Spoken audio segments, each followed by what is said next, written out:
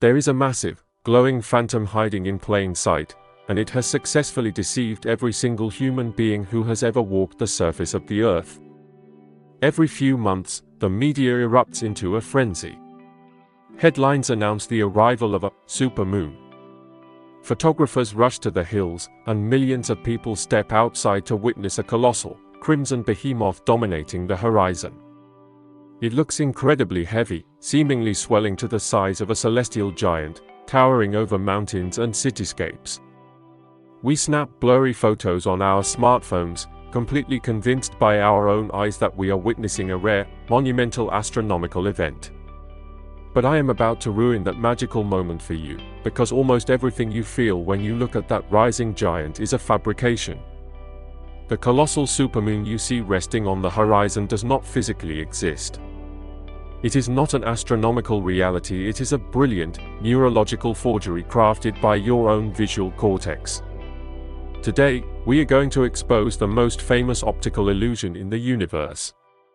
We will dive into the bizarre geometry of human perception, the actual physics of our solar system, and ultimately, a sobering truth about our cosmic companion that proves we are running out of time to watch the sky. Prepare to question your own senses. To untangle this grand deception, we must first separate the hard physics from the biological illusion. It is absolutely true that the moon's distance from Earth changes, but to understand why, we have to discard the simplified diagrams we learned in elementary school. The moon does not orbit our planet in a perfect, symmetrical circle. Governed by the chaotic gravitational tugs of the Earth and the Sun, its orbital track is eccentric, an elongated ellipse that behaves like a slow-motion cosmic pendulum. Because of this asymmetrical path, the distance between the Earth and the Moon fluctuates constantly. At its furthest extreme, a point astronomers call Apogee, the Moon recedes into the dark, sitting approximately 405,500 kilometers away from our oceans. At this distance, it appears incredibly timid, earning the unofficial title of a micromoon. But roughly 2 weeks later, the pendulum swings inward. The Moon reaches Perigee, its closest approach to Earth, bringing it down to roughly 363,300 kilometers away. When a full lunar phase perfectly aligns with this perigee, we experience a SYZYGY, the scientific term for the alignment of three celestial bodies. This is the true definition of a supermoon. According to precise NASA measurements, a supermoon is 14% larger in diameter and 30% more luminous than a micromoon. That sounds like a massive, undeniable upgrade, doesn't it? 30% more light pouring into your backyard is a measurable physical phenomenon that causes higher coastal tides and brighter midnight shadows. But here is the brutal reality of human perception. To the naked, untrained eye, a 14% increase in diameter suspended in the vastness of the cosmos is entirely negligible. Let me put it into a tangible perspective. Imagine holding a standard US dime at arm's length. It perfectly covers the disk of a normal full moon. During a supermoon, you do not suddenly need a much larger coin to block it out. The dime still easily covers the entire glowing sphere. If you were placed in a windowless room and shown a micromoon and a supermoon high in the night sky on different nights, without a side-by-side photographic comparison, your retina would struggle to tell the difference. So, if the physical size increase is barely perceptible, why does the rising supermoon look like it's going to swallow the horizon? Why does it feel so overwhelmingly gigantic that it stops traffic? The answer lies not in astrophysics, but in the dark, automated processing rooms of human neurology. This phenomenon is scientifically known as the moon illusion, and it has frustrated the greatest minds in history, from Aristotle in ancient Greece to modern cognitive psychologists. The illusion is triggered by a fundamental flaw in how our brains construct the three-dimensional space around us. You might think you perceive the sky as a perfect, equal hemisphere, a flawless dome stretching overhead. But you don't. Since the 11th century, when the brilliant Arab polymath Alhazen first studied optics, scientists have known that the human brain interprets the sky as a flattened vault. Our ancestors evolved on the flat plains of the Earth. To a hunter-gatherer, a cloud situated directly overhead might be only a few kilometers away, but a cloud hovering near the horizon could be hundreds of kilometers in the distance. Over millions of years of evolution, your visual cortex has been hardwired with a strict geographic rule: objects near the horizon are vastly further away than objects at the zenith directly above you. Now, introduce the moon to this evolutionary software. When the moon is high in the sky, surrounded by nothing but the empty black void, your brain lacks any depth cues. It assumes the moon is relatively close, like a bird or an airplane, and renders it in your mind at its true, unimpressive angular size.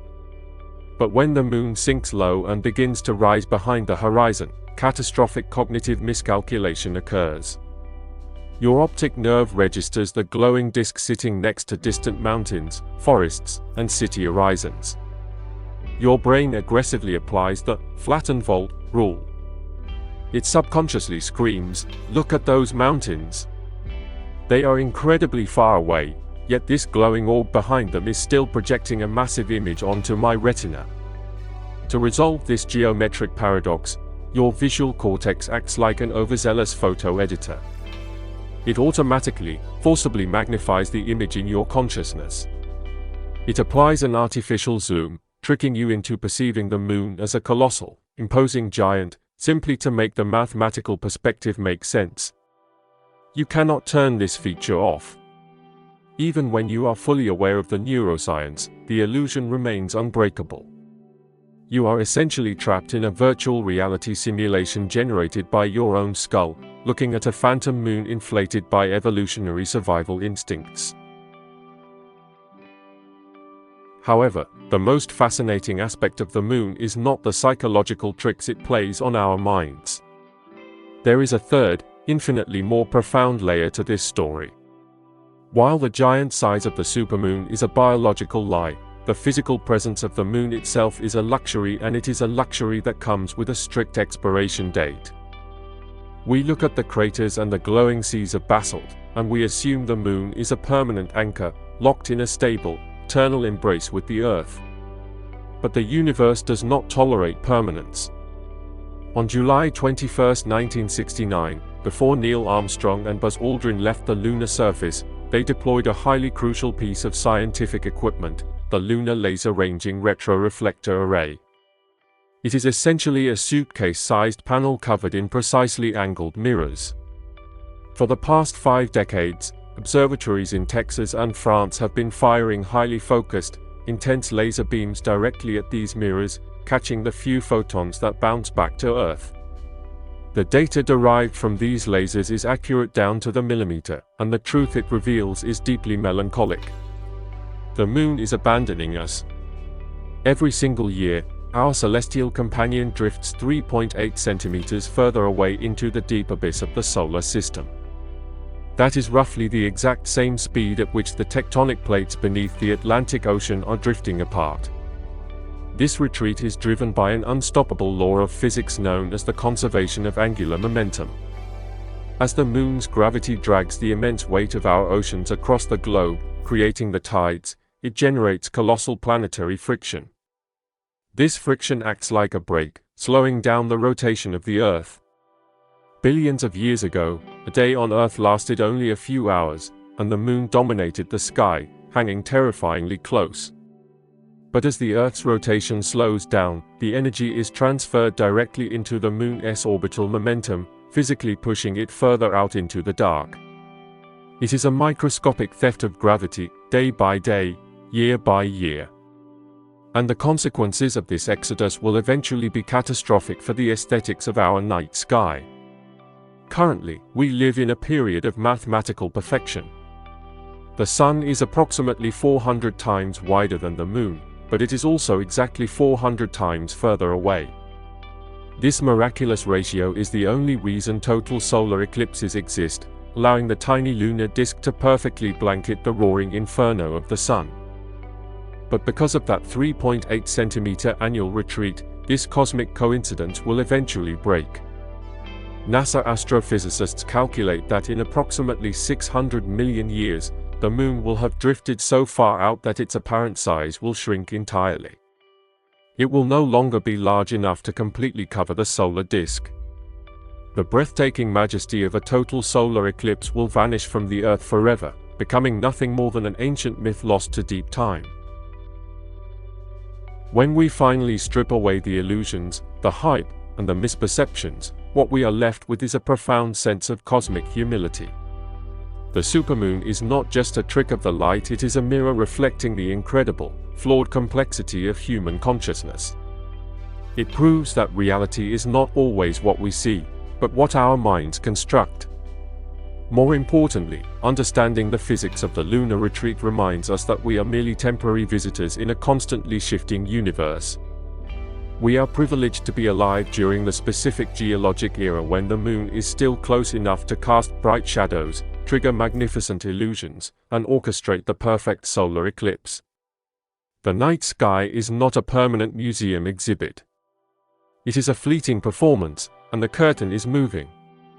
If you were given the choice, would you prefer to view the universe exactly as it is, cold, distant, and mathematically precise, or are you grateful for the beautiful, inflating illusions that our human brains create to make the world feel a little more magical?